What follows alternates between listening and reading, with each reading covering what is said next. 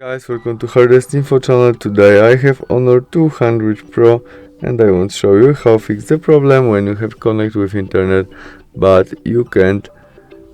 Your application are not visible on your Google Play Store as in my situation.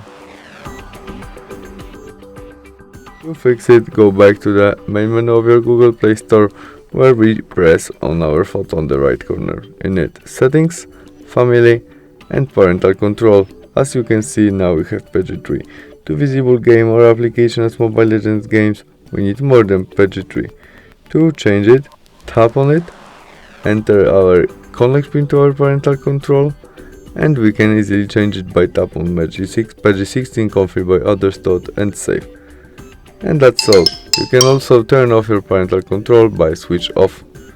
We can go back and try search Mobile Legends games again, which is visible right now, and we can install it. Thanks for watching, see you soon, bye!